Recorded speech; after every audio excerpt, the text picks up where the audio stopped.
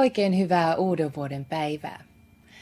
Vuoden ensimmäisen päivän juhlallisiin perinteisiin kuuluu tasavallan presidentin uuden vuoden puhe. Presidentti Sauli Niinistön puheeseen voitte valita myös tekstityksen suomeksi tai ruotsiksi. Nu får vi höra republikens president tala inför det nya året.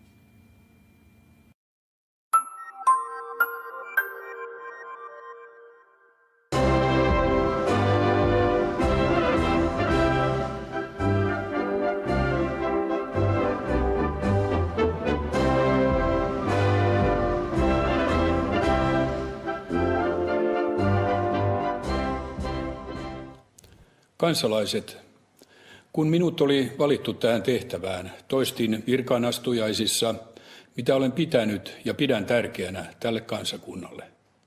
Sitä kuvaa kaksi sanaa, oikeudentunto ja eheys. Olemme viimeisen parin vuosikymmenenkin aikana kokeneet paljon sekä kovia että hyviä. Nyt on päädytty taas ennen kokemattomaan ja hämmentävään aikaan, jossa talouden hallinta ei enää olekaan vain omissa käsissämme. Kaiken tiedon, taidon ja osaamisen lisääntymisen myötä maailmasta ei ole tullut selkeämpi ympäristö toimia ja sopeutua. Pikemminkin on käynyt päinvastoin. Globalisaatio näyttäytyi ensin yhtenäistymisenä ja jopa samanlaistumisena.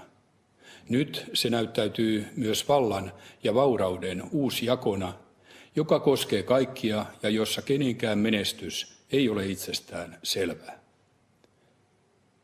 Kenellekään ei ole täyttä varmuutta tämän kehityksen tulevasta suunnasta. Meillä on lausuttu paljon vakavia varoituksen sanoja, aiheellisestikin. Nuo viestit ovat varmasti myös hämmentäneet lisää. Samalla kun pelätään lisääntyvää työttömyyttä, niin ennustetaan tulevaa pulaa työntekijöistä. Tai kun vaaditaan menoleikkauksia, niin toivotaan myös lisäkulutusta tulevan kasvun alustaksi. Suomella onkin kaksi osin päällekkäistä ja osin ristikkäistä ongelmaa. Suomi velkaantuu, ehkä ei nopeammin, mutta kepeämmin kuin koskaan. Suomi ei koskaan ole ikääntynyt niin kuin nyt ja lähivuosien aikana.